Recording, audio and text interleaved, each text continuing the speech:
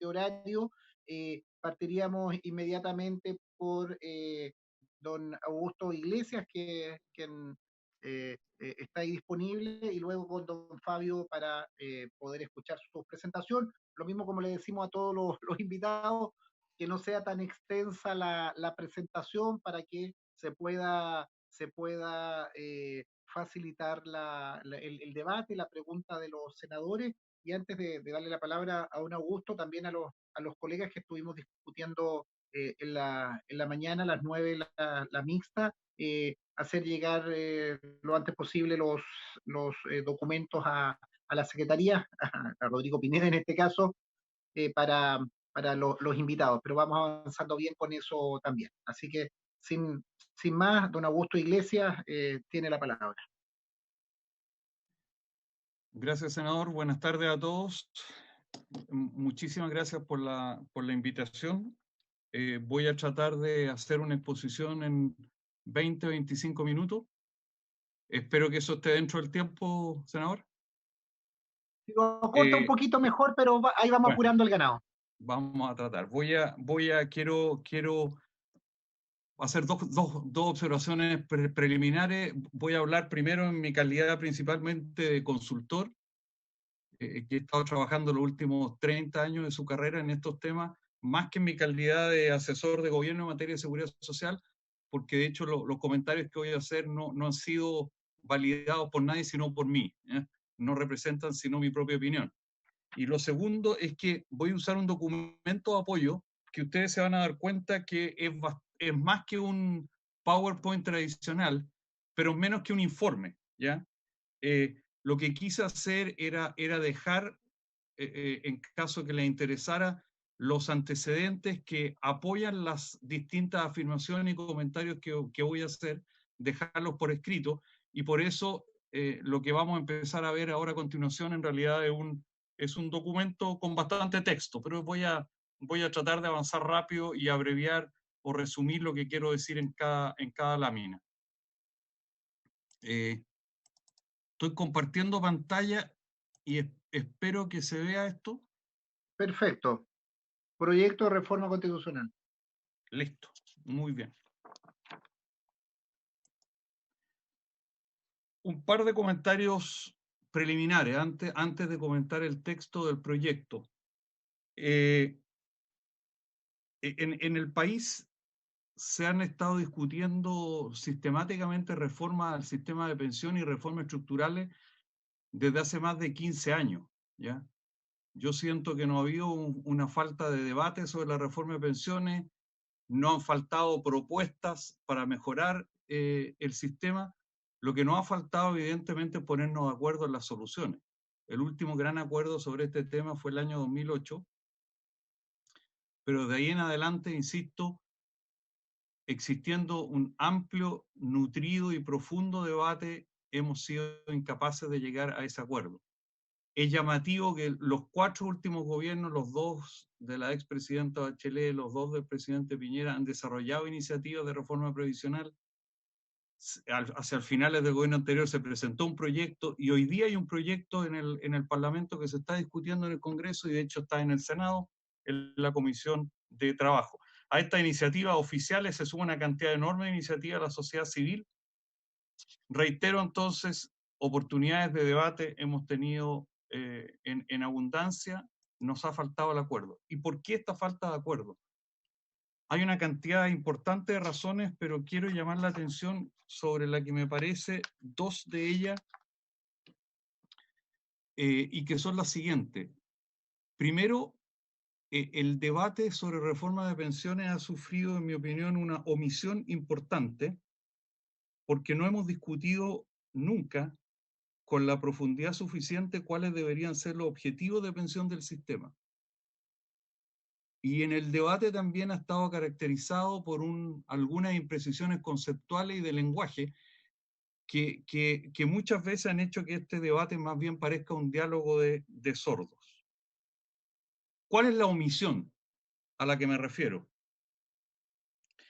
Es bien simple. Curiosamente, habiendo discutido mucho respecto a cómo organizar un sistema de pensiones, no hemos discutido ¿para qué lo queremos? O sea, ¿cuál es el objetivo de pensión al que queremos llegar con este sistema que queremos construir y mejorar? ¿Cuál es la relación que se quiere establecer entre años cotizados y nivel de pensión? ¿Cuáles son los pisos de pensión que se quieren garantizar y bajo qué condiciones acceder a esos pisos? ¿Qué se quiere decir cuando se pide pensión igual para hombres y mujeres? Esto es ejemplo de las preguntas que son muy necesarias responder al minuto de iniciar un debate sobre reformas, pero que en Chile no lo hemos hecho. Y quiero insistir, esto no es un tema trivial, porque estoy convencido de que si llegáramos a un acuerdo sobre los objetivos de pensión que queremos para nuestro país, nos podría resultar bastante más fácil llegar a acuerdos sobre el cómo alcanzar ese objetivo. No quiero trivializar la discusión sobre objetivos, es una discusión muy compleja, muy, muy compleja. Por ejemplo, yo creo que las metas de pensión que están en el imaginario, los objetivos de pensión que una buena parte de la gente quiere y que están además implícitas en el debate político son alrededor de un 70% de los últimos salarios y se exige pocos años de cotización. Cuando uno le pregunta a la gente en el mismo debate, ¿a qué pensión querríamos llegar? Ese es el número que está dando vuelta, aunque insisto, nunca lo hemos discutido explícitamente. Pero ese número se compara, por ejemplo, con la recomendación de 2 convenios de la OIT, que habla de pensiones a lo menos en el rango del 40 al 45% de los salarios de referencia, y esto para personas que han cotizado por lo menos 30 años de cotizaciones. Quiero llamar la atención sobre esto, que en ausencia de un debate sobre objetivos de pensión, la ambición de pensión que parece existir en Chile implícitamente es una ambición de pensión alta. ¿Ah? Y esto tiene consecuencias evidentes para el diseño de las soluciones que se piensan después. La confusión. ¿Cuáles son las confusiones del lenguaje que, de nuevo, en mi opinión, a veces nos llevan a tener un diálogo de sordos? Primero, yo creo que en la discusión se confunde muy habitualmente los conceptos de sistemas de pensiones con el concepto de programas de pensiones, y se confunde también los conceptos de solidaridad y reparto. Y me voy a referir a esto brevemente ahora. La primera confusión entre sistemas de pensiones y programas de pensiones. Los sistemas de pensiones se estructuran como la suma o combinación de distintos programas de pensiones, cada uno con su respectivo objetivo y característica. Hay programas de pensiones que tienen objetivo solidaridad, hay programas de pensiones que tienen como objetivo ofrecer determinada tasa de reemplazo, ¿ya? Generalmente condicional al número de cotizaciones que se pagan. Hay programas de pensión obligatorios, hay programas de pensiones voluntarios, hay programas de pensiones para algunos segmentos de la población, hay programas de pensiones para la población completa. Y los sistemas lo que hacen es tomar estos distintos programas y combinarlos. En consecuencia, por ejemplo, y prácticamente ningún sistema de pensiones del mundo está compuesto por solo un tipo de programa, salvo los sistemas de pensiones más primitivos, los que están en un estadio muy, muy inicial de desarrollo, tienen programas únicos, pero la mayoría es una suma. Una implicancia de esta distinción es que a mí me parece un error calificar al sistema de pensiones chileno como de capitalización individual. El sistema de pensiones chileno, tal como el de la mayoría de los sistemas del mundo, es mixto, tiene al menos 3 programas. Tiene un programa de pensiones solidarias, tiene un programa de capitalización individual, el de la AFP, un programa de ahorro voluntario, y en realidad deberíamos sumar los programas para las Fuerzas Armadas, deberíamos sumar los programas de pensiones de gracia, los programas del sistema antiguo que aún están vigentes, en fin. En la suma de todo eso lo que le da forma al programa o al sistema de pensiones chileno. La distinción es importante porque si reconocemos que un sistema está hecho como la suma de varios programas, nos abrimos también a discutir cuál es el objetivo de cada uno de esos programas y nos abrimos la posibilidad que distintos programas tengan distintos objetivos y dejamos de exigir que cada uno de esos programas trate de resolver todos los problemas, ¿ya? Por este comentario, creo que tampoco es correcto acusar al sistema chileno de pensiones de no ser un sistema de seguridad social. Quienes están haciendo esas afirmaciones incurren en el error de calificar solo un componente del sistema, que es el programa de ahorro individual, y no el sistema completo, ¿ya? Voy a volver a este punto en un minuto más. La segunda confusión, que creo muy importante, extraordinariamente importante precisar, es la confusión entre los conceptos de solidaridad y reparto. Solidaridad y reparto, cuando se habla de reparto, generalmente se habla de reparto de cotizaciones, no son sinónimos, ¿ya? La solidaridad se caracteriza por transferencias desde los trabajadores menos pobres y menos vulnerables hacia los trabajadores más pobres y vulnerables. Eso es lo que se entiende por solidaridad. Pero esas transferencias se podrían financiar ya sea con el presupuesto público o repartiendo cotizaciones o con ambos tipos de instrumentos. Y una de las tantas cosas interesantes cuando uno, que se hacen evidentes cuando uno hace esta diferencia, es, por ejemplo, que el reparto de cotizaciones no es intrínsecamente solidario. El reparto de cotizaciones puede ser solidario cuando las cotizaciones que se recaudan se usan para mejorar las pensiones de los más vulnerables y pobres, pero podría no ser solidario si las cotizaciones que se recaudan, y algunas de las cuales las pagan, por ejemplo, trabajadores de menores ingresos, terminan financiando pensiones de pensionados de mayores ingresos. Definitivamente no es condición necesaria para que un programa de pensiones sea solidario el que las transferencias se financien con reparto. Ahora, ¿cuáles sistemas son más solidarios? Los que financian solidaridad con cotizaciones, los que lo hacen con presupuesto público, los que combinan ambos instrumentos. Esto es imposible de saber a priori. La respuesta depende de la magnitud de las transferencias, del origen de los recursos, de los efectos económicos que tenga cada uno. Lo que sí sabemos, y aquí complemento lo que dije antes, es que el sistema de pensiones sí tiene el sistema chileno de pensiones, ¿no? Sí tiene un fuerte componente solidario, ¿ya? Que es el pilar solidario, ¿ya? Reforzado sustancialmente con la reforma del 2008, cuyo objetivo, como sabemos, es entregar pensiones a quienes no la tienen y mejorar las pensiones de los más pobres. En Chile, el 61% de los pensionados, más de 1,5 millones de pensionados, reciben beneficios de este pilar solidario. Hechas estas dos precisiones iniciales o comentarios iniciales, quiero ahora entrar a comentar el proyecto de reforma constitucional que establece el nuevo sistema de pensiones solidario. En mi opinión, de la lectura, yo identifico tres componentes principales en este proyecto de ley. Primero, el proyecto termina con el actual sistema de pensiones.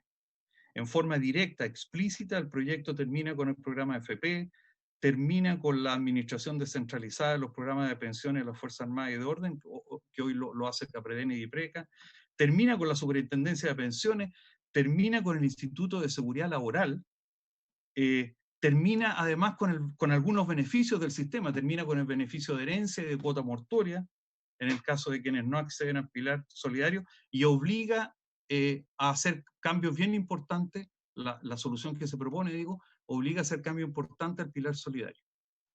Un segundo componente de este proyecto es que fija en la Constitución algunas características específicas que debería tener el nuevo sistema de pensiones. Entonces no solo termina con lo que hay, sino que establece 4, 5, 6 características que el nuevo sistema debería tener. Y la tercera cosa que hace este proyecto es quitar iniciativa presidencial para establecer o modificar las normas sobre seguridad social. Yo entiendo que esta comisión se encuentra en la etapa de debate general del proyecto y por eso voy a hacer comentarios principalmente con ese alcance general. Mi especialidad no son los temas constitucionales, por lo tanto, la muy importante cuestión de la constitucionalidad o no de este proyecto no la voy a comentar por esa razón. Vamos con el primer tema, que era terminar con el actual sistema de pensiones. Aquí a mí me llama la atención que el mensaje del proyecto no explica por qué, para resolver los problemas que tiene el sistema de pensiones y que están bien documentados, se tenga que terminar con él, ¿ya? Y esto llama la atención porque la inmensa mayoría de los estudios sobre el sistema de pensiones chileno, incluyendo las recomendaciones de las dos comisiones que convocó la expresidenta Bachelet para proponer opciones de reforma, han concluido que para mejorar el sistema de pensiones chileno no es necesario ni conveniente desmantelarlo.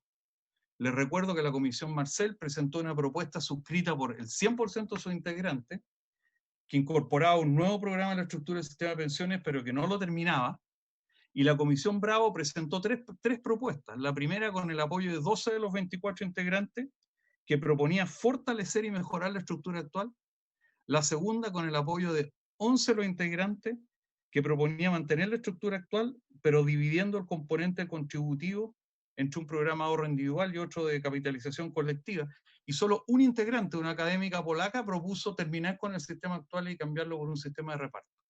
Ahora, las razones de esta cuasi unanimidad de opiniones respecto a no votar a la basura lo que tenemos son bien conocidas ya. Los problemas del sistema se pueden mejorar de otra forma. La arquitectura alternativa no muestran una superioridad evidente respecto a lo que tenemos. Las mejoras se pueden hacer perfeccionando los componentes existentes y sumando otros nuevos. Y los costos económicos y sociales de desmantelar un sistema que se ha desarrollado por 40 años son enormes.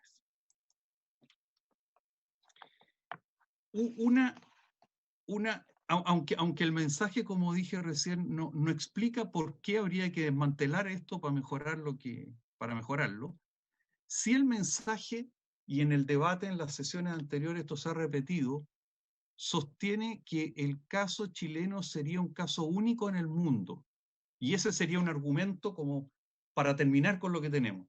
De hecho, el mismo mensaje dice que solo pocos países del mundo tienen un sistema obligatorio y estructural, tienen como sistema obligatorio estructural el modelo de cuenta individual. Pues bien, esto es un error, ¿ya?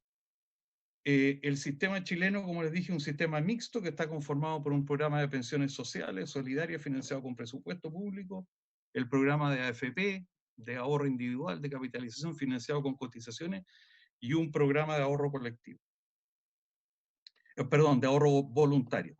Bueno, este mismo tipo de estructura, exactamente la misma, se observa en una gran cantidad de otros países. No solo la lista que se recuerda en el propio mensaje, sino países como Dinamarca, Australia, Nueva Zelanda y México, que no están incluidos en esa lista que se menciona en el mensaje. Además, muchos otros países que tienen una estructura distinta a la chilena. En particular, ellos tienen países que tienen un pilar contributivo donde además se redistribuyen cotizaciones entre los individuos. Han separado esos programas redistributivos de los que solo quieren reemplazar salarios. Y los programas que solo quieren reemplazar salarios son de ahorro individual, financiados con cotizaciones sin solidaridad dentro de ellos. Y estos son los casos de Suecia, Suiza y Holanda. Quiero destacar que en todos estos casos que he dicho, la solidaridad no se financia con cotizaciones a través del programa contributivo, sino que con el presupuesto público a través de los respectivos programas de pensiones solidarias. Para mí esto es una demostración evidente que se equivocan quienes critican nuestro sistema de pensiones diciendo que este no sería un sistema de seguridad social. La pregunta que hago es si estos críticos del sistema chileno dirían que los sistemas de Dinamarca, Australia o Nueva Zelanda no son de seguridad social, pues financian la solidaridad solo con el presupuesto público y no con cotizaciones. Recuerdo de paso que los sistemas de Australia, Dinamarca y Nueva Zelanda, los tres, están clasificados entre los 8 mejores del mundo. El sistema de Dinamarca, que tiene una estructura, insisto, igual a la del chileno, es el sistema calificado como el segundo mejor sistema de pensiones del mundo.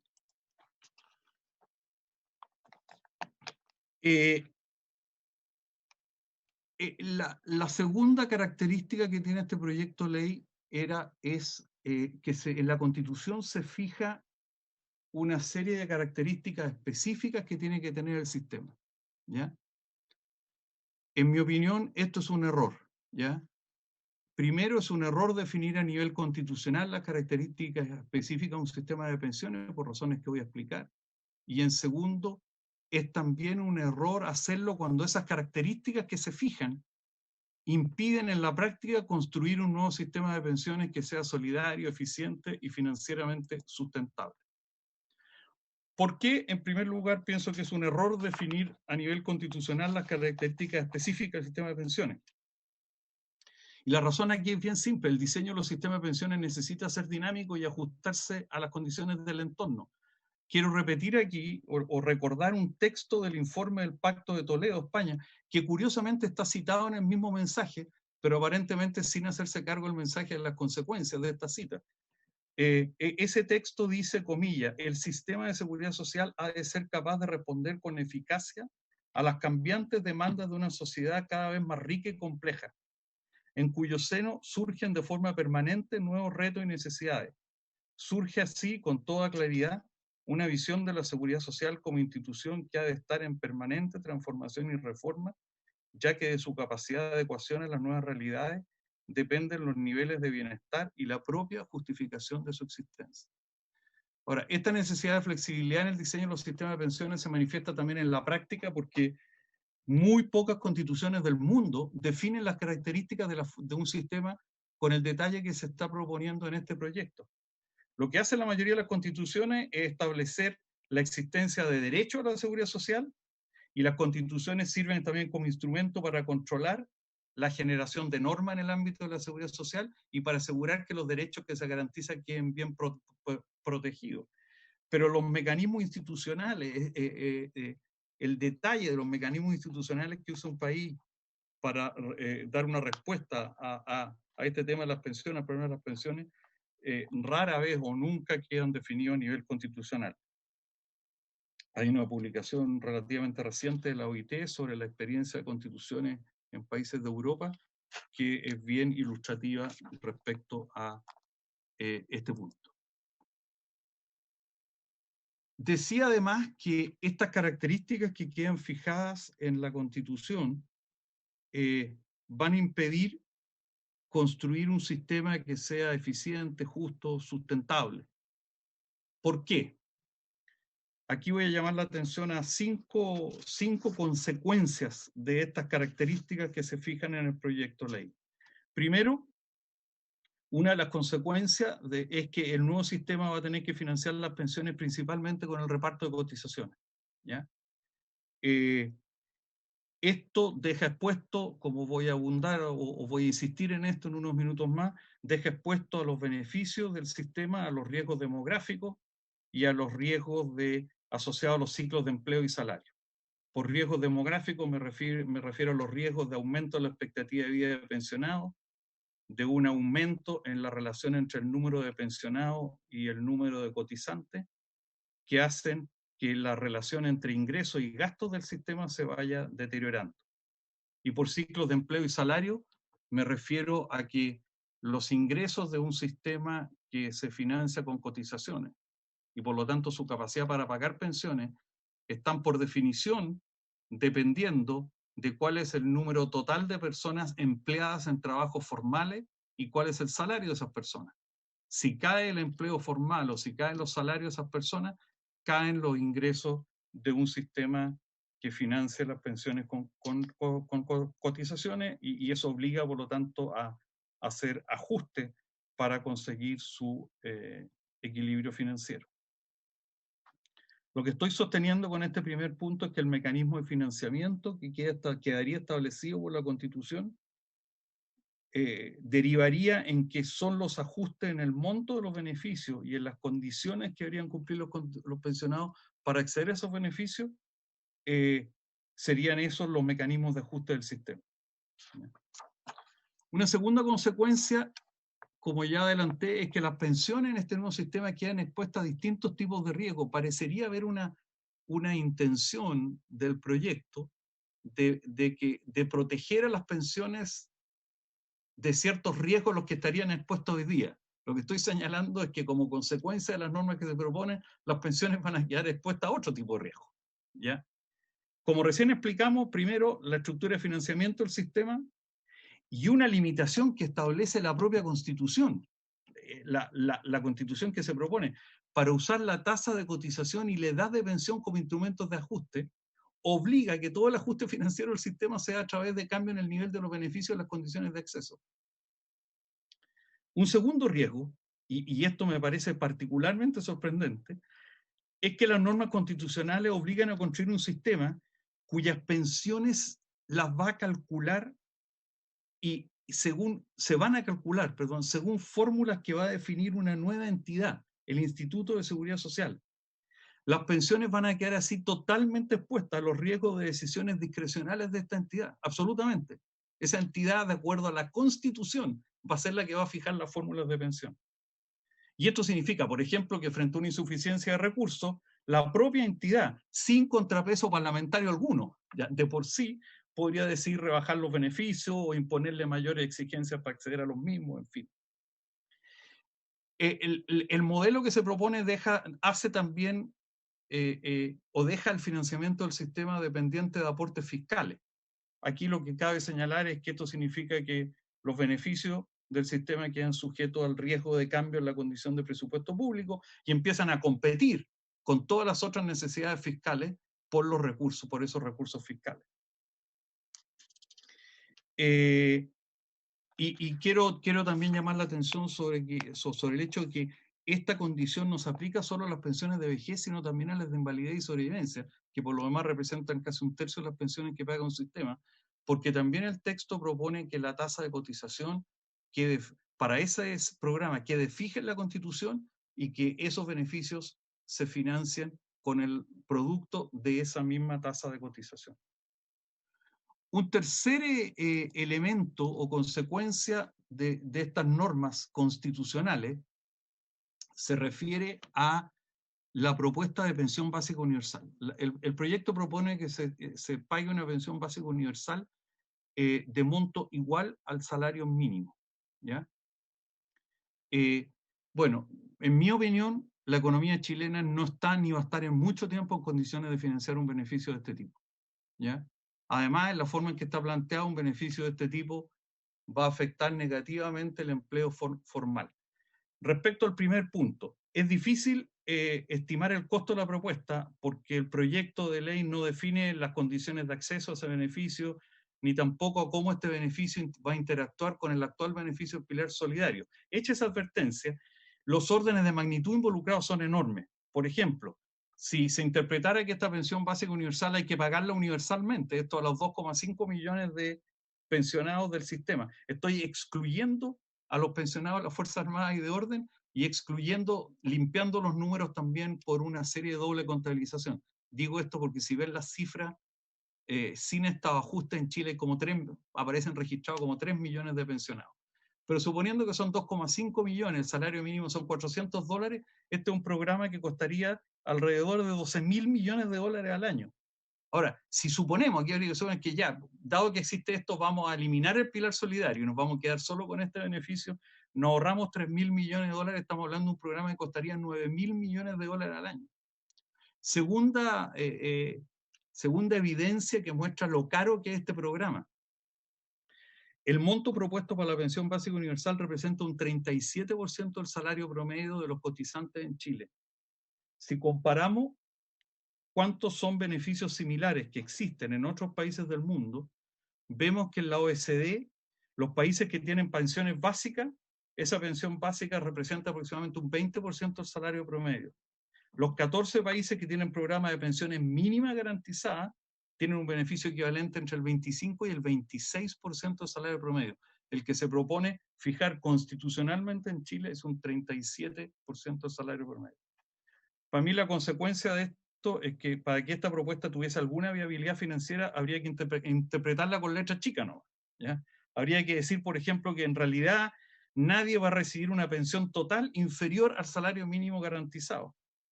Pero si esa es la interpretación a la cual inevitablemente tuviésemos que llegar, eso nos lleva a un sistema bien similar al que tenemos hoy día.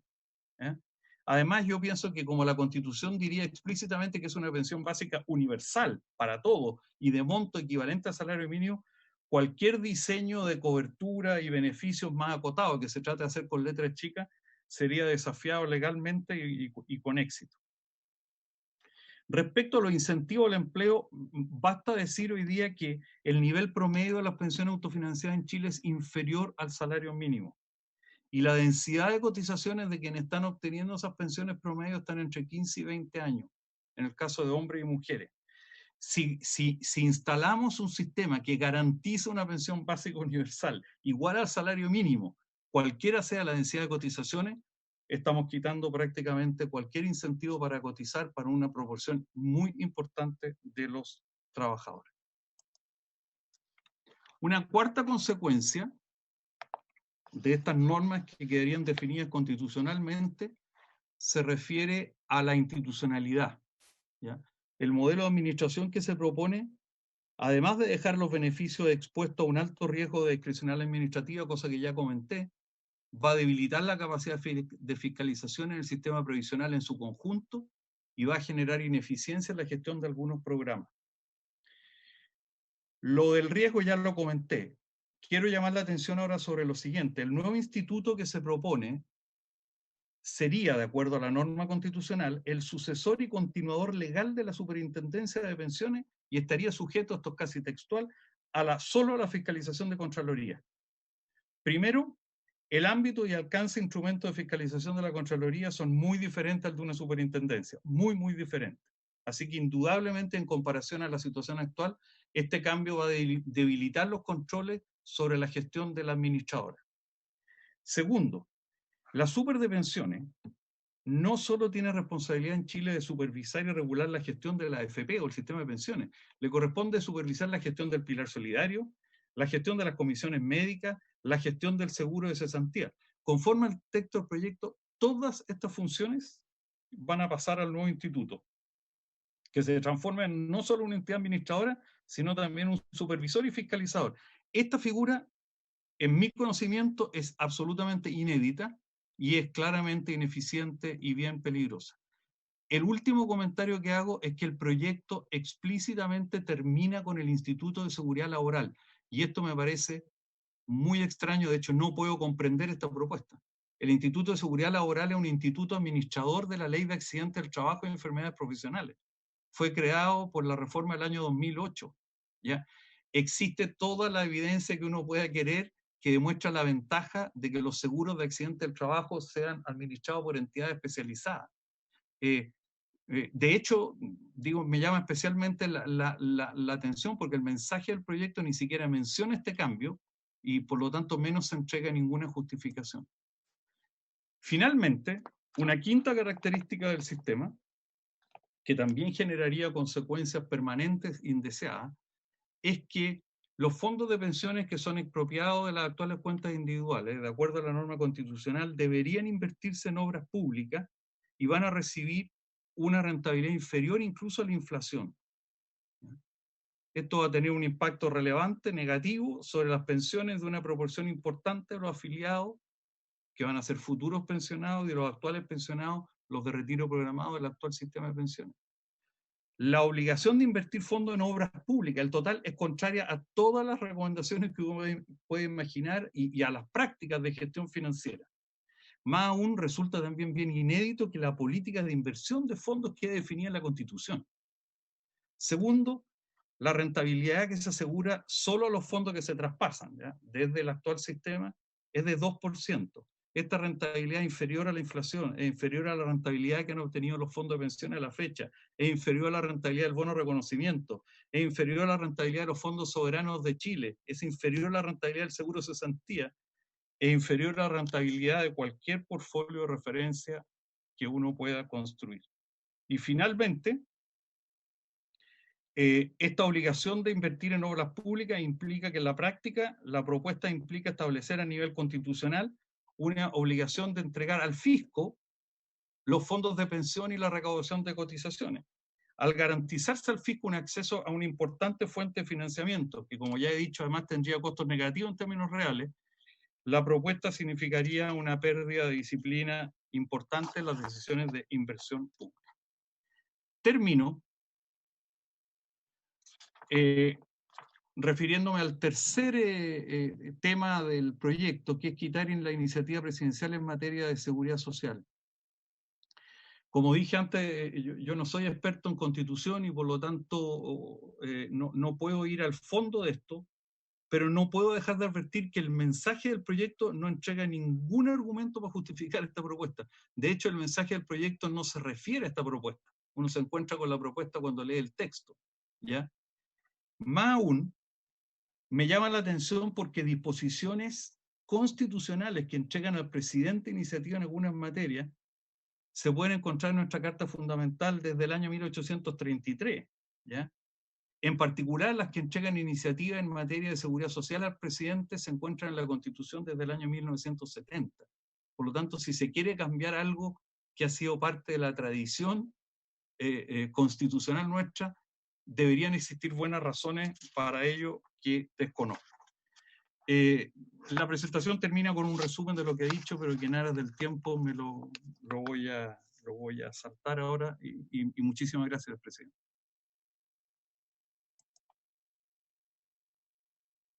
Muchas gracias, Augusto, por la exposición. Y pasamos a continuación a nuestro próximo invitado. Tiene la palabra.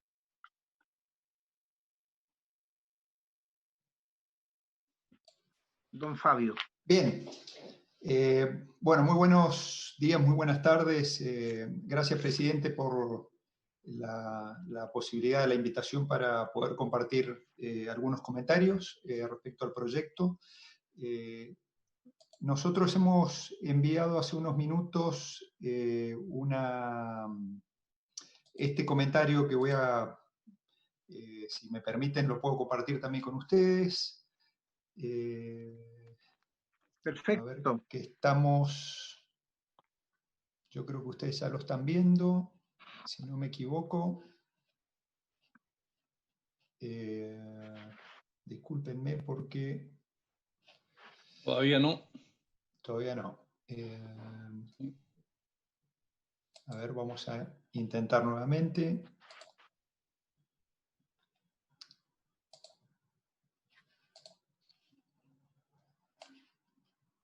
A ver, ahora. Bien. Sí. Bien, ustedes van a tener el texto conjuntamente con un documento también que hemos producido en la oficina de la OIT acá en Chile, que ha producido, bueno, se fue. Vamos de nuevo. Entonces, les decía, está el comentario por escrito, que es básicamente lo que voy a comentar ahora. Y conjuntamente con eso, también hemos enviado a la comisión ahí está. Muy bien. un informe que hemos producido en la oficina de la OIT, y me está acompañando en esta presentación Guillermo Montt, que es nuestro especialista en protección social, que ha estado trabajando justamente el tema de reforma constitucional y sistemas de seguridad social, y en este caso con el foco también en las pensiones. Entonces, ese documento técnico lo hemos subido hoy a la página, no lo habíamos subido porque esto, como por el tema de la pandemia y las otras prioridades de política pública, habíamos demorado la presentación, pero la oportunidad de tener esta presentación con ustedes creo que amerita que hayamos terminado el documento, lo hayamos puesto en la página y lo podamos compartir con ustedes. Permítanme básicamente contarles en estos minutos, la idea nuestra es compartir una idea de cuáles son los principios rectores para los sistemas de seguridad social y particularmente para los sistemas de pensiones que propone o que tienen el marco de las normas internacionales del trabajo. Ustedes saben que la Organización Internacional del Trabajo es eminentemente una institución creada ya hace un poquito más de 100 años que surge para establecer esos estándares internacionales en materia laboral y en materia de trabajo, y particularmente, o la particularidad que tienen estos estándares internacionales es que son adoptados en forma tripartita por los representantes gubernamentales, pero también de las organizaciones más representativas de los países miembros, de empleadores y trabajadores. Entonces, entendemos que estos convenios y recomendaciones tienen esa legitimidad y esa validez por el consenso tripartito. Particularmente voy a hacer referencia al convenio sobre seguridad social, norma mínima, el convenio del año 52. Este es un convenio que tiene esa aproximación holística de lo que es la seguridad social y tiene consideraciones específicas sobre los riesgos de vejez, invalidez y sobrevivencia. Y conjuntamente con ese convenio voy a mencionar también la recomendación sobre pisos de protección social. Es una recomendación más reciente del año 2012. Esta es una recomendación que surge, el consenso termina de catalizarse justamente a partir de las consecuencias que estaba produciendo nuestra anterior crisis global, crisis mundial, que fue la crisis financiera del año 2008-2009, en donde el consenso fue cómo podíamos tener un instrumento normativo que permitiera a los gobiernos, junto con los actores sociales, promover políticas más universales que garanticen un mínimo de seguridad de ingreso y un mínimo de acceso a la seguridad social. Fíjense que esta recomendación también toma una relevancia particular en este contexto. Entonces, básicamente el convenio 102, antes de pasar a las consideraciones más específicas, también está complementada por el convenio 128, que es un convenio complementario al 102, que tiene especificaciones que tratan de elevar ese estándar mínimo que establece el convenio 102. Las normas internacionales permiten entonces orientar el diseño de un sistema, como también mencionó Augusto Iglesias, ese conjunto de arreglos institucionales, de programas que permiten componer una estrategia y acciones institucionales que permitan brindar esta seguridad económica, en este caso en la vejez. Entonces, lo que sugiere este conjunto normativo, el convenio 102 y la recomendación 202, es establecer un piso de protección social con una garantía de ingresos, un componente contributivo que esté basado en estos principios de solidaridad, pero también habilita la posibilidad de que haya un componente complementario, que puede ser obviamente también contributivo, ya sea de carácter individual o colectivo. Esta estructura comúnmente la denominamos en la jerga los especialistas en pensiones, en los sistemas mixtos, donde confluyen distintos pilares que tienen criterios contributivos, no contributivos, algunos mecanismos solidarios y otros que pueden ser de ahorro previsional individual o colectivo. Entonces, hay que rescatar que el convenio 102, si bien es un convenio que surge en los años 50 en la posguerra, en la recuperación que tenía el mundo después de la Segunda Guerra Mundial, sigue siendo un mundo que tenía una organización del mercado de trabajo y de la fiscalidad un poco distinto que el que tenemos ahora, pero está basado en principios que creemos que siguen vigentes y de hecho hay numerosos países que han seguido adoptando recientemente este convenio, han ratificado el convenio y hay otros que están en camino a ratificarse. Por ejemplo, estamos trabajando muy intensamente con Paraguay para ver si puede ratificarse. De hecho, ya está en el Congreso el proyecto para esa discusión. ¿Cuáles son los instrumentos que sientan las bases de un sistema de pensiones? O estos tres instrumentos, ¿no? El piso de protección social, el componente contributivo solidario y el componente complementario de ahorro, tiene que estar basado en principios que surgen de estas normativas, y acá hay una enumeración rápida, breve, ¿no? La suficiencia y la predictibilidad de las pensiones, la sostenibilidad financiera y social, y hago referencia específicamente también a la sostenibilidad social, o sea, tratamos de marcar que no solamente es importante diseñar y proyectar una sostenibilidad financiera, sino que también es muy importante que esté basado en los acuerdos, en los consensos sociales, en los distintos momentos del tiempo, tanto cuando se crean los sistemas como también en las etapas posteriores cuando los sistemas empiezan a madurar y empiezan a dar resultados desde su desempeño, ¿eh? Y me parece que es un tema muy crítico en Chile por los cuestionamientos que tiene el sistema actual con sus distintos componentes, y entendemos que parte también del estallido social que tuvimos en octubre, y al ver también los relevamientos de las inquietudes de la ciudadanía, tenían que ver mucho también con la baja suficiencia de las prestaciones, y en ese sentido ponemos énfasis que la sostenibilidad no solamente tiene que ser financiera, sino también social. La solidaridad en el financiamiento, entendiendo que tiene que haber una contribución tanto del empleador como del trabajador. La solidaridad en las prestaciones, algo mencionó también Augusto en su presentación, que uno puede tener unas consideraciones de la solidaridad intrageneracionales como intergeneracionales, en el sentido que los sistemas de pensiones son sistemas de largo plazo, si se quiere, que donde hay trayectorias laborales y después hay periodos largos en los cuales se pagan las prestaciones por parte del sistema. Entonces eso involucra el conjunto de diversas generaciones que se van sobreponiendo en el tiempo, en los cuales es lógico pensar también un componente de solidaridad entre las distintas generaciones, porque nos pasa que a veces nuestros padres enfrentaron situaciones más adversas que las generaciones actuales, construyendo la institucionalidad y aportando a la economía, o puede ser que también nuestros hijos también tengan situaciones adversas, y por eso es bueno, y desde el punto de vista social y de la justicia social, pensar un sistema que permite ese tipo de solidaridad. La distribución de riesgo entre los distintos actores, entendiendo que también hacia adentro de una generación hay colectivos de trabajadores, grupos de personas que tienen riesgos distintos, enfrentan contingencias distintos, y la manifestación más clara es la situación que estamos viviendo hoy, la exposición que tenemos, por ejemplo, a los riesgos a la enfermedad, a la COVID-19, pero también hay niveles de riesgos distintos para los distintos colectivos, las mujeres por un lado, los hombres por otro, los trabajadores de menos ingresos, los trabajadores de altos ingresos y otras categorías que uno podría imaginar.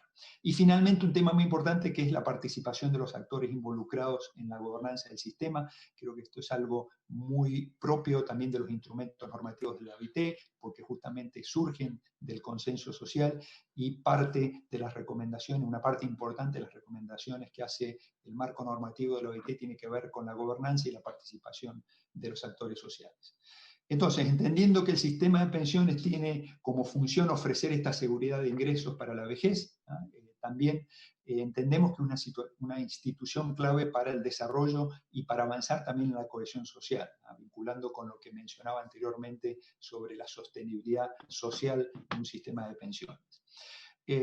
Un sistema de pensiones debe guiarse primordialmente por objetivos sociales. Entendemos que también pueden seguir algunos objetivos financieros, económicos, pero nos tiene que quedar claro, y creo que también Augusto Iglesias destacó esto, muy claro entender que el objetivo primordial tiene que ver con la garantía de ingresos, la garantía de seguridad económica para la vejez, y después si podemos articular, alinear otros objetivos con el sistema de pensiones, sería desde el punto de vista del diseño institucional ideal, pero nos tiene que tener claro que si un sistema paga pensiones que no son suficientes, no está cumpliendo su objetivo. Si un sistema de pensiones no tiene una cobertura universal o lo más alta posible de gran parte de la población, tampoco está cumpliendo su objetivo social.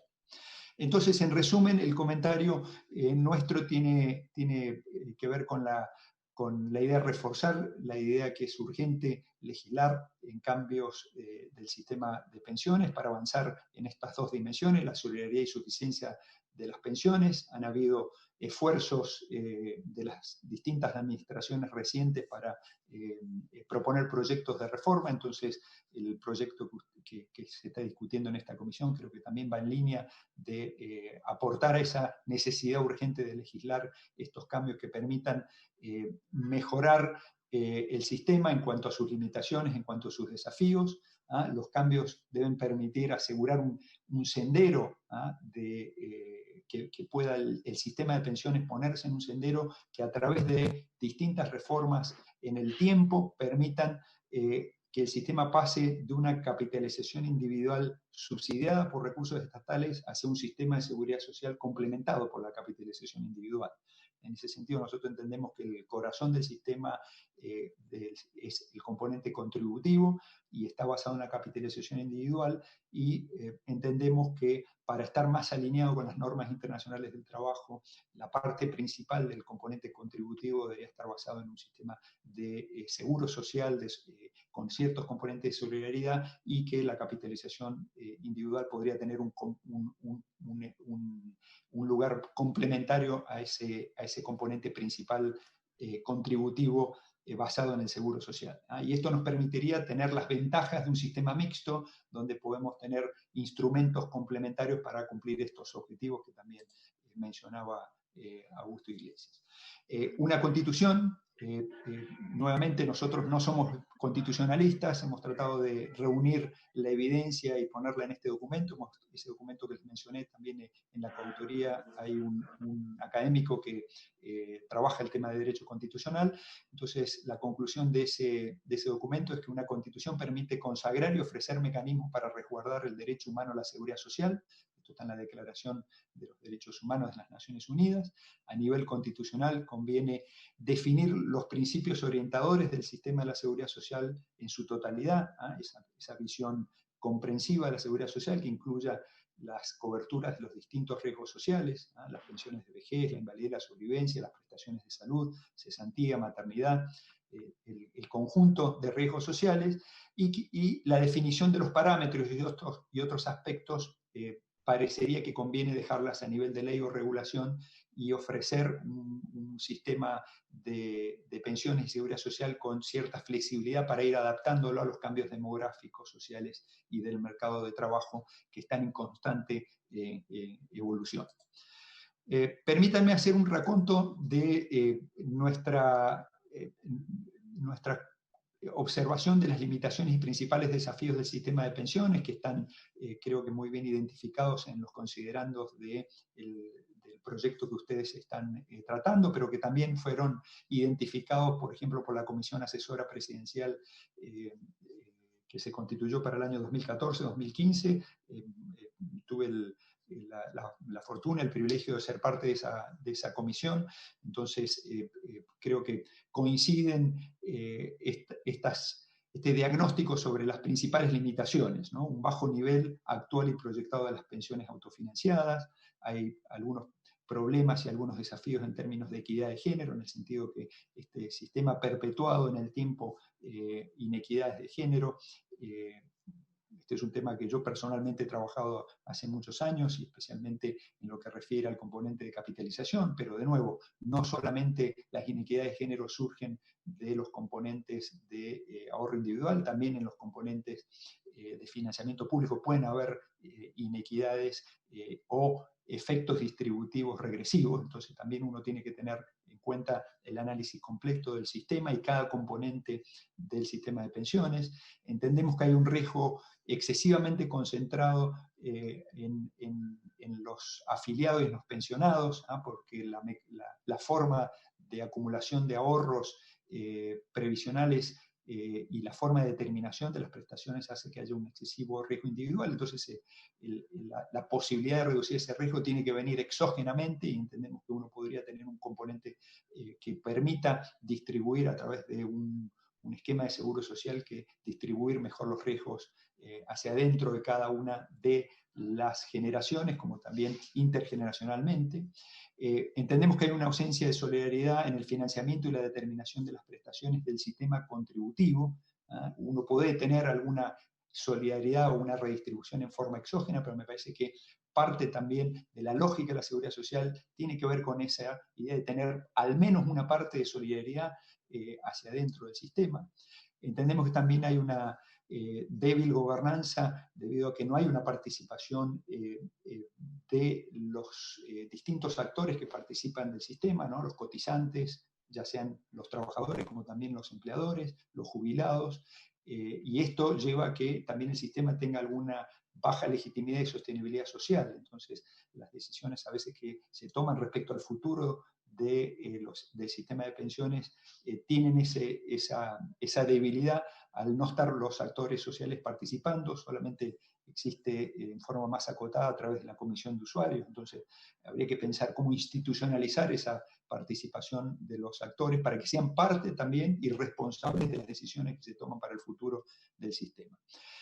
Por supuesto, hay toda una serie de persistencias y restricciones que enfrenta el sistema de pensiones, que tienen que ver con los problemas estructurales que tiene el mercado de trabajo, que tiene el empleo, la elevada informalidad, la incapacidad también, en cierta forma, de la administración del trabajo para poder reducir esos niveles de formalización.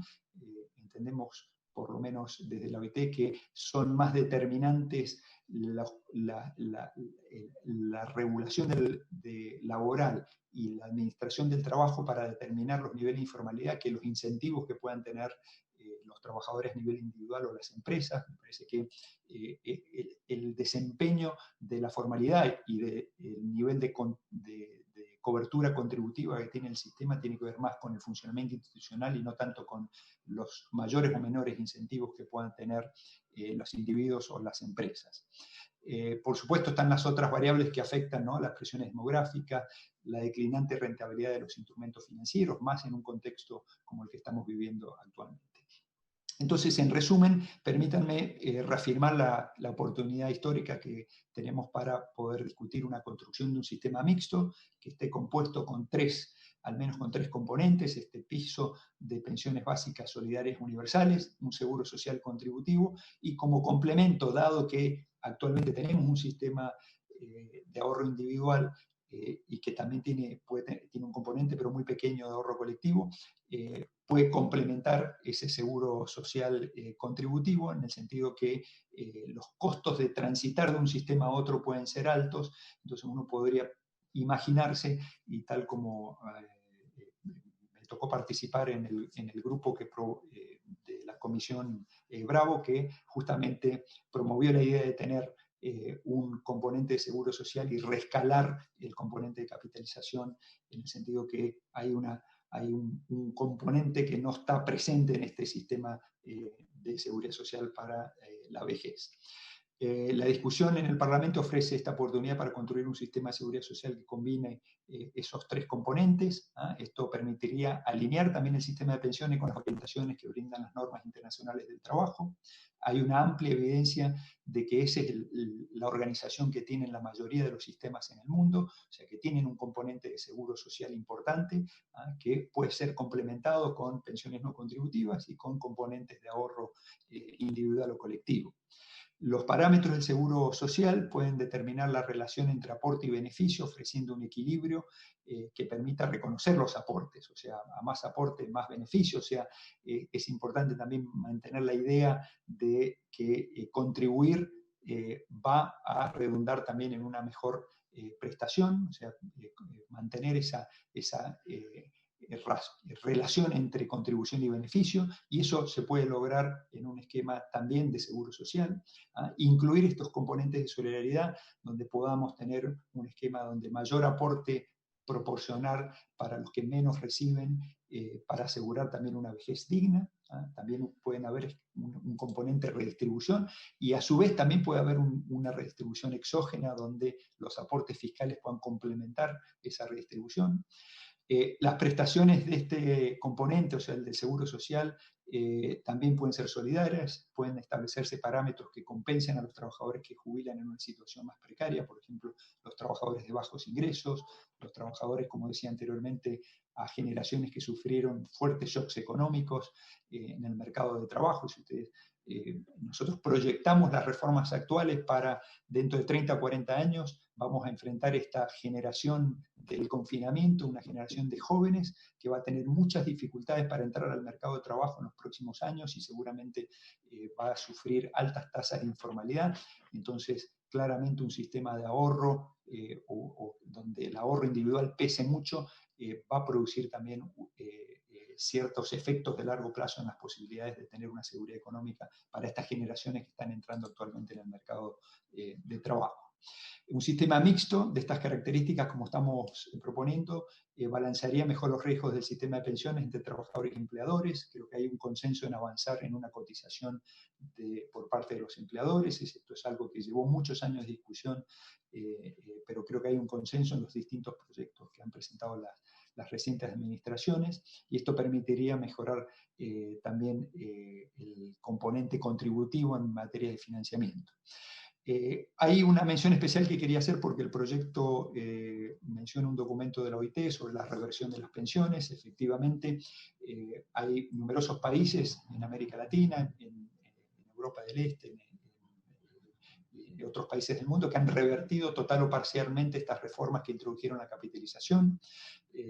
Fundamentalmente, la motivación de esa reversión tiene que ver con si se quiere, las promesas de mayor cobertura y suficiencia de las prestaciones no se fueron obteniendo, pero en el corto plazo esto produjo para muchos países problemas macrofiscales importantes, ¿no? Como el caso, por ejemplo, de Argentina, que en la última crisis tuvo un costo de transición muy alto que tenía que ver con una debilidad histórica macroeconómica. Entonces, parte de la reversión tiene que ver con problemas fiscales, pero también parte de los cambios que se han introducido en la capitalización individual tiene que ver con esos resultados no tan auspiciosos en materia de cobertura y suficiencia de las prestaciones. Para finalizar, mi parte y darle unos minutos a Guillermo para que mencione sobre los temas constitucionales, resaltar que la OIT no promueve un sistema único, una receta uniforme para todos los países miembros. Eso es una atribución que tienen los países en definir cómo se va a estructurar el sistema de pensiones. Eso tiene que hacerse acorde a las necesidades, a las características institucionales, también a la historia, a la capacidad que tienen también de participación los distintos actores sociales, pero sí tratamos de velar para que los principios de universalidad, suficiencia, solidaridad estén presentes en un sistema.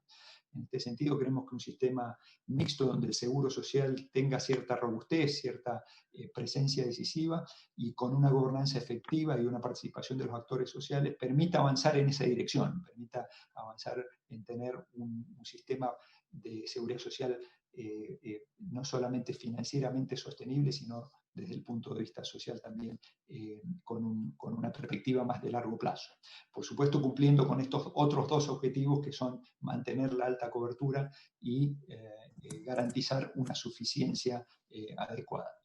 Permítanme terminar acá y me gustaría, si ustedes tienen unos minutitos más, el último punto, Guillermo les comenta sobre el documento sobre pensiones y constitución que también hemos compartido con ustedes y que creo que va a ser también de utilidad, no solamente para el trabajo de la comisión, sino para lo que viene en los próximos meses y años sobre discusión de reforma constitucional. Muchas gracias, señor presidente. Gracias, Fabio, presidente. Gracias, Fabio, por la presentación. Quiero pedir, si les parece, tengo a todos los integrantes de la comisión que escuchemos igualmente a Guillermo Montt para poder ver esta precisión que ha hecho. ¿Les parece? ¿Habría acuerdo? Veo al senador Alaman, al senador... ¿habría acuerdo? Sí, presidente. Gracias. Yo lo que le voy a pedir un minutito, senador Huenchumilla, si usted me puede reemplazar a partir de este momento en la comisión, que me están llamando por una comisión que tengo pendiente, y si me puede reemplazar usted para poder conducir la reunión. Y habría acuerdo para que don Guillermo Montt pudiera hacer la presentación. Gracias, senador Huenchumilla. Tiene la palabra don Guillermo. Muchas gracias, presidente. Como les comentaba Fabio, con la oficina de la OIT que tenemos aquí en Chile, acabamos de sacar un informe que revisa el rol que tiene la seguridad social en la Constitución y cómo lo hacen otros países en el mundo, en el marco de una posible reforma o redacción de una nueva carta constitucional. Entonces, la Constitución de 1980 especifica el derecho a la seguridad social, pero no ofrece los mecanismos para resguardar el derecho. En Chile, a diferencia de muchos otros países, el derecho a la seguridad social no es justiciable y ofrece un rol limitado al Estado en materia de seguridad social, y es excluye, quizás, y revisando históricamente es interesante por qué no están los principios de suficiencia y solidaridad cuando sí estaban en versiones anteriores, ya sea en el acta constitucional o en la constitución de la reforma de 1970, la constitución del 25. Ahora, viendo cómo otros países contemplan la seguridad social y el derecho y cómo entra, en muchos casos entra la seguridad social en conjunto, tomando en cuenta la diversidad de riesgos sociales, no solamente pensiones, sino también las invalidez, sobrevivencia, pero también prestaciones por enfermedad, accidente del trabajo, cesantía, maternidad. Entonces, los países contemplan también los mecanismos para resguardar el derecho a la seguridad social. Y si revisamos, son de los casi 200 países del mundo, 130 tienen explícitamente resguardado el derecho a la seguridad social. Y de esos 91 ofrecen los mecanismos para resguardar ese derecho. O sea, en una minoría de los países el derecho está ahí abierto, pero sin los mecanismos para resguardarlo. En la mayoría se establece el derecho y se explicita. Y contemplan con mayor o menor detalle las distintas prestaciones que deben estar cubiertas. En algunos países, por ejemplo, se especifica que el sistema de seguridad social, el derecho a la seguridad social tiene que comprender no solo pensiones, sino también enfermedad, accidentes laborales, desempleo. Y ese es el caso, por ejemplo, de Finlandia, Hungría y Portugal, donde establecen explícitamente esas contingencias.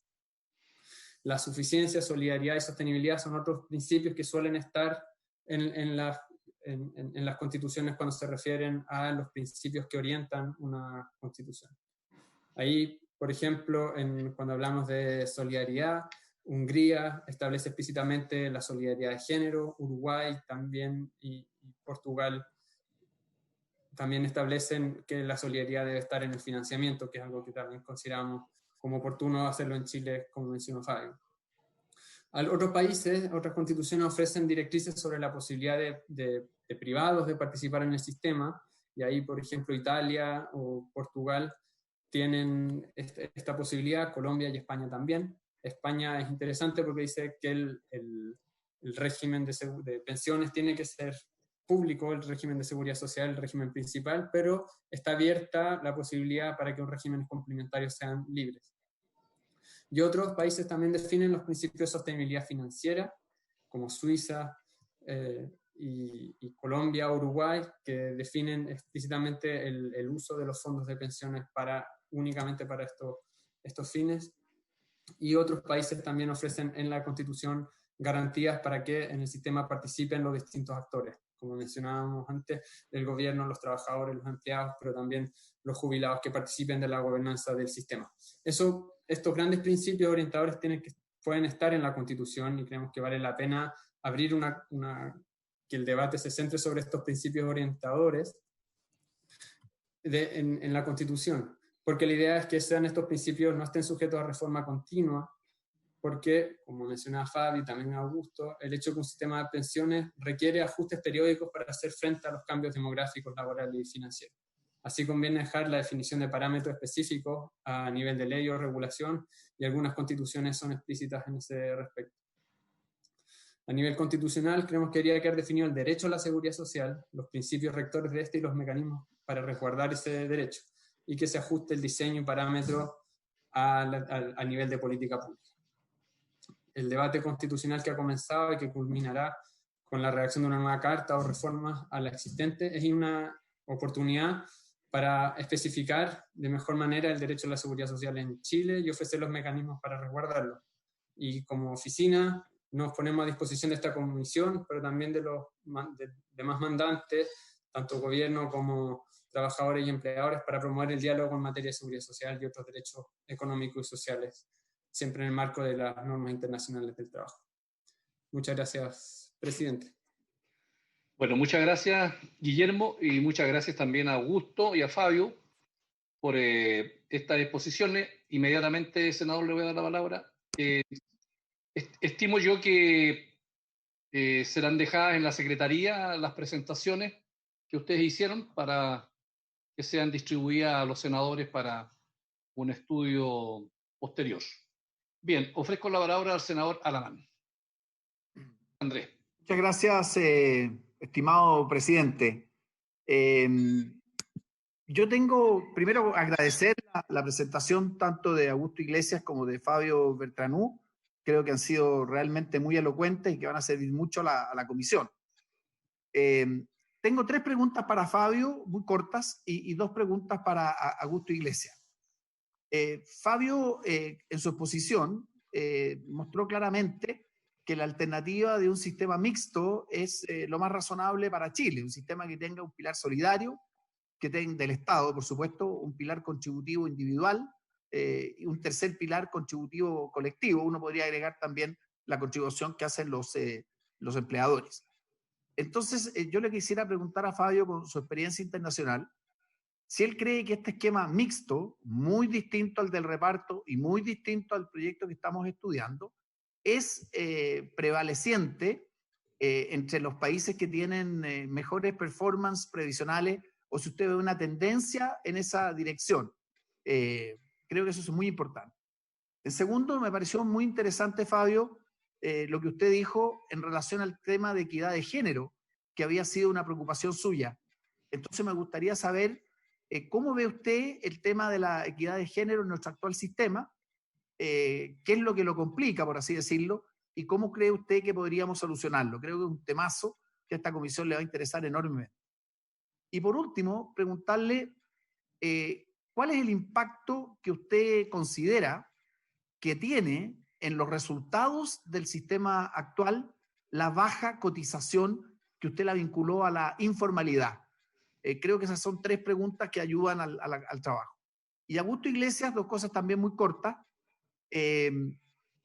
Fabio señaló que en el sistema chileno el riesgo del sistema estaba casi completamente en los afiliados, en los individuos. Entonces me gustaría una opinión sobre eso. Y si pudiera, Augusto, y tenemos tiempo, que pudiera profundizar lo que señaló en respecto a los riesgos que tiene el sistema que propone el proyecto que estamos estudiando. Muchísimas gracias, Francisco. Gracias, senador. Acumulemos preguntas, entonces ofrezco la palabra a los senadores para que después nuestros invitados respondan. Ofrezco la palabra. Víctor tiene la palabra. Y después el senador Navarro. Gracias, presidente. Yo también en la línea de agradecer ambas exposiciones que a mi juicio han sido extraordinariamente claras. Y para aprovechar bien el tiempo, a Augusto Iglesias quisiera hacerle 2 preguntas que pudiera profundizar el tema de las normas del proyecto que estamos estudiando, la eliminación de una serie de instituciones, de una serie de organismos en los cuales hoy día opera nuestra institucionalidad de previsión social, y cuál sería el impacto y cómo ve él el reemplazo en este proyecto de esas instituciones que llaman profundamente la atención, que son instituciones, varias de ellas que bastante confiables, que son eliminadas, y su reemplazo, y cómo ve el diseño mismo del reemplazo de eso. En segundo lugar, que pudiera ahondar también lo que planteó sobre que el esquema de este proyecto al final del día va a generar pensiones de niveles de montos bastante similares al actual. Y a don Fabio le preguntaría una cosa que a mí me llamó profundamente la atención, que él hizo muy al pasar, de que en las estructuras de cualquier sistema previsional debería estar la Constitución y las leyes, por el elemento de flexibilidad, que nos pudiera, digamos, ahondar, y cómo ve ese elemento en el proyecto que estamos en este momento debatiendo. Gracias, presidente. Gracias, senador. Alejandro, tiene usted la palabra. Gracias, presidente. El proyecto de ley que estamos viendo establece la permanencia de la AFP como un sistema complementario de ahorro. Podríamos decir, bajo el parámetro de lo que se ha expuesto antes y también ahora. Entonces es un sistema mixto, no es un sistema único, porque mantiene la AFP en ahorro complementario. Y lo segundo, que es una pregunta particularmente para Guillermo Montt, pero también para todos los que nos acompañan. Se ha repetido de manera dogmática que los sistemas de reparto han fracasado en el mundo. Entonces, la verdad es que poder definir, para quienes crean que compartan la afirmación de que han fracasado, señalar por qué han fracasado. Y para Guillermo Montt, que ha dicho que efectivamente eso no ha ocurrido, profundizar en por qué no ha ocurrido ese fracaso. Y si pueden fracasar los sistemas de pensión en manos del Estado, porque los países no quiebran, pasan dificultades económicas, deuda, pero no quiebran los países. Y hasta donde la experiencia nos dice, las pensiones no dejan de pagarse. Podrán no ser las pensiones ideales, pero las pensiones se siguen pagando porque los países no quiebran, se endeudan. Esa es la pregunta en particular para Guillermo Montt, pero también si algunos invitados estiman de que efectivamente han fracasado los sistemas del mundo, nos pudieran fundamentar por qué. Gracias, senador. Ofrezco la palabra a Pedro, ¿no? No. Bueno, muy bien. Entonces, le ofrezco la palabra primero a Fabio, después a don Augusto, después a Guillermo. Fabio. Bien, muy bien, les agradezco las preguntas. Creo que tenemos poco tiempo, estos son temas que requieren probablemente mucha profundidad, mucha discusión. Por supuesto, desde la oficina de la OIT estamos a disposición de la comisión y de los senadores para poder complementar después la información que haga falta. A ver, efectivamente, yendo a las preguntas del senador Alaman, creo que hay una tendencia a medida que los países han ido evolucionando y se han ido desarrollando a tener distintos componentes de esto que llamamos el sistema de pensiones. Y la conformación de ese sistema tiene que ver también con las realidades que tiene, por un lado, el mercado de trabajo y por otro lado también la fiscalidad o las posibilidades de tener una capacidad fiscal más alta. Entonces, en algunos países lo que observamos es que los sistemas complementarios, los sistemas de ahorro están más integrados a la seguridad social y en otros están separados. Prácticamente no se los caracteriza como parte de la seguridad social, sino que son beneficios diferidos que tienen, por ejemplo, en el marco de la negociación colectiva o en el marco de las relaciones laborales, de la organización industrial que tienen los países, y tienen un sistema de ahorro que sirve después para la seguridad económica en la vejez. Entonces, eso, a ver, por ejemplo, Estados Unidos tiene sistemas de ahorro, pero en Estados Unidos nadie va a hablar de eso, que ese componente es parte de la seguridad social. Entonces, cuando hacemos las comparaciones internacionales, tenemos esas dificultades de tener una armonización de las terminologías y de qué se considera seguridad social en unos países y qué se considera en otros. Pero creo que para los países emergentes, países de ingreso medio alto como Chile, hay un consenso en donde se requiere una participación de un programa público, de una presencia del Estado en alguna forma de organización de un esquema de beneficio definido que garantice estos pisos o estos niveles que permitan evitar la pobreza en la vejez y poder lograr alguna tasa de reemplazo razonable, y por eso el convenio de la OIT solicita a los países miembros que haya una tasa de al menos del 40 o el 45%, dependiendo del convenio que se haga. Pero ahí estamos hablando de una tasa de reemplazo mínima, no una tasa razonable de reemplazo promedio. Porque nosotros en el debate normalmente estamos acostumbrados a hablar de la tasa de reemplazo promedio, ¿no? Si uno observa esos estudios que se hicieron con la Comisión Bravo, lo que tenemos en los países como los nuestros, donde hay mucha desigualdad, que hay mucha dispersión también de tasas de reemplazo, donde hay algunos grupos de trabajadores que tienen una tasa relativamente razonable porque tienen continuidad, han cotizado durante 30, 40 años, pero después tenemos un gran grupo de trabajadores que creo que mencionó Augusto, que la densidad promedio son 15 años, menos de 20 años, y eso no alcanza ni en un sistema contributivo de beneficio definido, ni en un sistema de capitalización para garantizar una pensión suficiente. Entonces, la idea de tener un sistema mixto tiene que ver con esa idea de conjugar los distintos instrumentos para poder tener la garantía de ingresos más una tasa de reemplazo razonable para los trabajadores que tienen mayores ingresos que, si se quiere, el mínimo. Creo que hemos sido relativamente más exitosos en estos países, avanzando en dar esa garantía de ingresos mínima, que en poder mantener una tasa de reemplazo adecuado para un gran conjunto de la población. Y con eso quiero conectar con la pregunta de la equidad de género. Ciertamente los sistemas de pensiones terminan reproduciendo las inequidades de género que tenemos en el mercado de trabajo. Sabemos que a las mujeres enfrentan segregación ocupacional, enfrentan discriminación, enfrentan en promedio menores salarios que los hombres por igual remuneración. Tenemos una larga, también normas internacionales, y ustedes en Chile también tienen un marco normativo para poder alentar a que a igual valor del trabajo haya igual remuneración.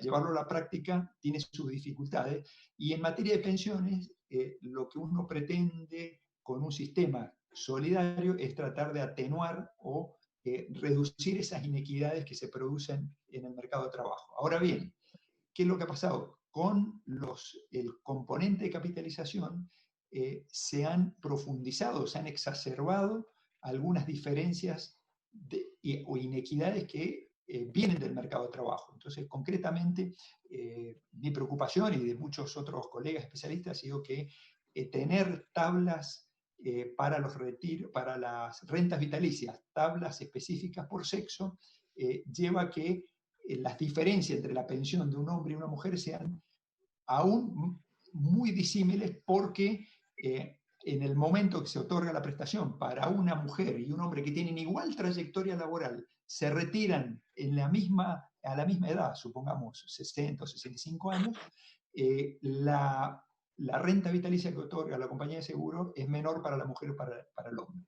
Y eso no pasa en los sistemas de beneficio definido, ¿no? Entonces, eso le agregó un componente de inequidad al sistema. Una solución podría ser tener tablas unisex. Por supuesto, eso requiere también regular a las compañías de seguro y tener algún mecanismo de control para que las compañías de seguros no seleccionen a los malos riesgos, que en este caso serían los hombres que viven menos en promedio que las mujeres. Pero hay experiencias en otros países donde han podido avanzar, y yo creo que ese podría ser una innovación institucional que ustedes podrían poner a consideración. Se discutió también en la comisión Marcel, en la comisión Bravo también se discutió ese tema, pero creo que las soluciones no han dado con una solución que permita efectivamente reducir sustancialmente esas inequidades de género. Y finalmente... ¿Me permite, Fabio, sí, por favor, un segundo? Ha llegado la hora de término, si le parece, prorrogamos 15 minutos, señores senadores. ¿De acuerdo? Muy bien, se prorroga por 15 minutos, señor secretario, la sesión.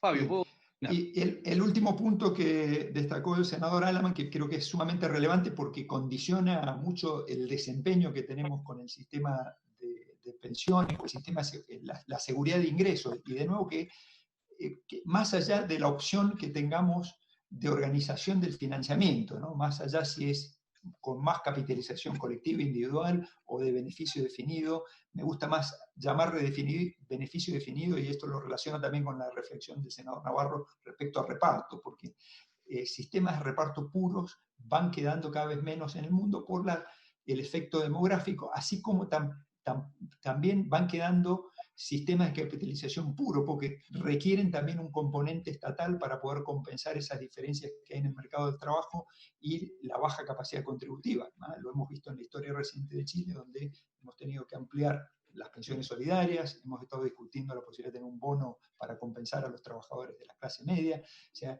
la capitalización ha llamado, la insuficiencia de la capitalización ha llamado también a que se pongan recursos fiscales de alguna forma. Con los sistemas, si se quiere, de reparto de beneficios definido, ha pasado lo mismo, y una gran cantidad de países está requiriendo recursos fiscales. Entonces hoy lo que vemos son sistemas de repartos asistidos con impuestos, que es lo que vemos, por ejemplo, en Uruguay, Brasil, Argentina, que fundamentalmente el componente contributivo es un sistema de beneficio definido asistido con impuestos. Y también esto va a pasar muy prontamente, seguramente, en países como España, como Estados Unidos, que tienen un componente de seguro social que está relativamente financieramente en el corto plazo balanceado, pero para las próximas décadas también van a haber problemas de financiamiento y van a tener que recurrir o aumentar la cotización o decidir si agregan recursos impositivos.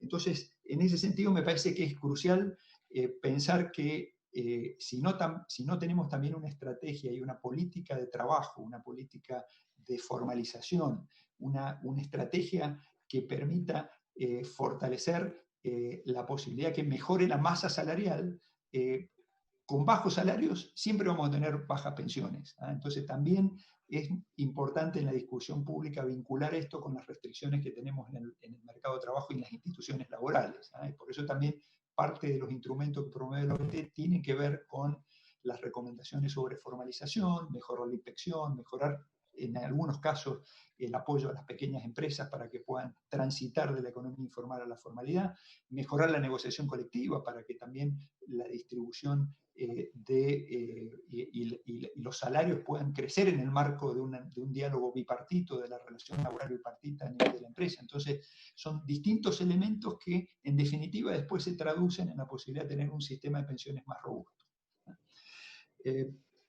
Respecto al senador Pérez Varela, a ver, yo no soy constitucionalista y la verdad que me siento un poco limitado en darle una respuesta muy definitiva. El documento ese que hemos preparado con Alberto Codú, que es un constitucionalista que está en la Universidad está en Valdivia, la universidad, si no me equivoco, Guillermo, es la Universidad de los Ríos, ¿no?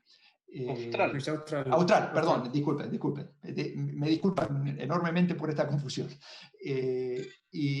Bueno, viendo el panorama de la evolución de la legislación y de las constituciones en materia de seguridad social, y ese informe también que produjo la sede nuestra en Ginebra, que citó Augusto Iglesias, poco muestra ese patrón donde las constituciones han ido estableciendo estas garantías de derechos y también cómo ejercer el ejercicio de ese derecho, los mecanismos institucionales, y dejar los parámetros y la conformación de lo que tiene que ver, por ejemplo, con las tasas de cotización, las fórmulas para definir las prestaciones a nivel de la legislación, porque es lo que permite también tener un mecanismo de diálogo con los actores sociales, que son en definitiva los que van a tener que acordar si la cotización es más alta o está a cargo del empleador o a cargo del trabajador, o si hay que poner recursos fiscales. En ese sentido, deja librado más a la discusión al ámbito de las leyes y la legislación y no a la Constitución. Por supuesto, hay algunas excepciones y hay algunas constituciones que avanzaron en definir más pormenorizadamente estas características del sistema, como puede ser la Constitución brasileña del año 88, pero eso también ha ocasionado ciertas rigideces y por eso hablamos de alguna flexibilidad entre lo que es la Constitución y el marco normativo que establecen las leyes y las regulaciones. Bien, la pregunta o la reflexión del senador Navarro respecto al sistema de reparto, a ver, nuevamente creo que es difícil hablar de fracaso totalmente de un sistema. Esta caracterización de capitalización versus reparto, yo no soy muy de ponerlo en esos términos. Me parece que como los sistemas hay que evaluarlos desde el punto de vista de la cobertura, de la suficiencia, de la equidad. Creo que hablaría más de un conjunto, de una evaluación más comprensiva, y me parece que hay casos muy positivos de evolución histórica y actual, de desempeño actual de los sistemas basados en el beneficio definido, incluso asistidos con impuestos. Fíjense que a nosotros nos gusta destacar mucho la experiencia que ha tenido Uruguay también de compatibilizar un sistema centrado en un beneficio definido y complementado con una capitalización. Destaco, yo no soy uruguayo, pero muchos me confunden con uruguayo cuando hablo tanto del modelo uruguayo, pero cuando uno aterriza a Uruguay hay cuestionamientos enormes al sistema, porque pagan bajas prestaciones, porque hay problemas de inequidad. Entonces, tenemos que entender que en la realidad de la discusión nacional siempre los sistemas de pensiones van a estar cuestionados y va a haber debates álgidos en esa materia. Pero sin embargo, me parece que es útil también traer estas experiencias de trayectorias y de caminos que han tenido los sistemas, de reformas que han permitido ir mejorándolos en el tiempo, porque también uno no pretende con una sola reforma en un solo año solucionar la multiplicidad de limitaciones y desafíos que tiene un sistema de pensiones. Gracias, presidente. Gracias, Fabio. Nos quedan 6 minutos, 7 minutos. Entonces, si quiere, si le pido a la comisión que redondeemos en 10 minutos más para que pueda terminar, ¿no es cierto?, Augusto y después Guillermo.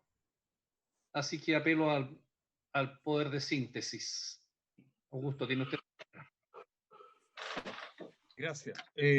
Una pregunta del senador Alamán, recuerdo, se refiere a el riesgo que asumirían los afiliados en el sistema, que es un tema que comentó Fabio también, en el actual sistema de pensiones chileno. Por las razones que expliqué, una parte importante de los afiliados del sistema o de los trabajadores en el actual sistema de pensiones chileno, el 61%, no asume el total del riesgo porque tenemos el pilar solidario. Ese pilar compensa con un mayor beneficio público las eventuales cambios o caídas que hayan en la pensión autofinanciada, ¿ya? La pregunta siempre válida es cómo disminuir el riesgo de las pensiones, ¿ya? Y en particular en el caso chileno, parte importante del debate sobre alternativas de reforma en los últimos años ha girado en torno a esta pregunta: ¿cómo bajamos el nivel de riesgo que tengan, mucho para algunos, menos para otros, las pensiones hoy día, ¿ya? Y ahí sí tengo una diferencia con lo que entendí era la postura de Fabio, porque no es una condición necesaria para bajar el riesgo de las pensiones establecer en el sistema un componente de cotizaciones que se redistribuyan entre los pensionados, ¿ya? El riesgo del sistema se podría bajar fortaleciendo el pilar solidario, como lo hicimos ya en el proyecto, en la ley que se aprobó en enero. Se podría bajar desarrollando un nuevo programa de pensiones, ¿ya?, de seguros, dirigido a bajar esos riesgos de rentabilidad o de pensión. Se podría hacer en la manera en que lo propone el proyecto de ley que propuso este gobierno y que se está discutiendo en la Comisión de Trabajo del Senado, ¿ya?, que es creando un nuevo programa de ahorro colectivo solidario que funcione en paralelo a los otros. En fin, hay una cantidad de instrumentos distintos que se podrían usar para bajar el riesgo de las pensiones al nivel que se desee y que hay que evaluar en su propio mérito. No creo que exista una solución única en este punto. Otra pregunta era, se refería a cuáles son los riesgos que abriría, que crearía el nuevo sistema que se propone, ¿ya?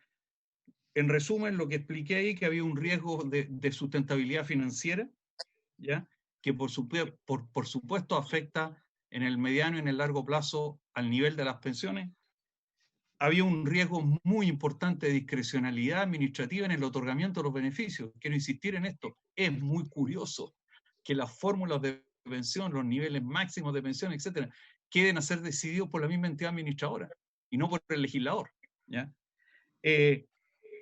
El otro riesgo se refiere a la eficiencia del sistema, esta institucionalidad en la cual una institución administra todo y además se fiscaliza en buena parte a sí misma, ¿ya? Una institucionalidad que le quitó la especialización o que le quitaría la especialización a la administración de la ley de accidentes del trabajo. Es una institucionalidad que genera riesgos de ineficiencia importantes. Hay un riesgo muy relevante sobre el empleo formal. Como expliqué, dadas las condiciones de la economía chilena actual, garantizar una pensión básica universal igual al salario mínimo desincentiva fuertemente las cotizaciones, y que la forma de no pagar cotizaciones en Chile es hacerse informal, ¿ya? Y por supuesto hay un riesgo que también expliqué sobre las decisiones de inversión del sector público por la obligación de invertir todos los fondos en obras públicas. Una tercera pregunta se refería al impacto, una cuarta, del proyecto sobre los niveles de pensión. No se sabe. O sea, este proyecto no permite saber cuáles son los niveles de pensión, porque el proyecto, naturalmente, mi argumento es que esto no puede estar en la Constitución, no incluye las fórmulas de pensión, lo único que el proyecto tiende a garantizar es esta pensión básica universal igual al salario mínimo. Eso quedaría fijado constitucionalmente, ese piso. Pero, como he dicho, financiar eso es imposible, así de simple. No es posible en la economía chilena hoy financiar un beneficio de ese tipo, ¿ya? Lo que sí sabemos es que ahora probablemente hay algunos ganadores y otros perdedores, porque por ejemplo en la Constitución quedaría fijado que la entidad administradora podría fijar topes a los beneficios. ¿Ya? Si hay topes, uno entiende que son beneficios más altos que lo que se podrían autofinanciar el trabajador. Bueno, ese grupo va a perder de todas maneras.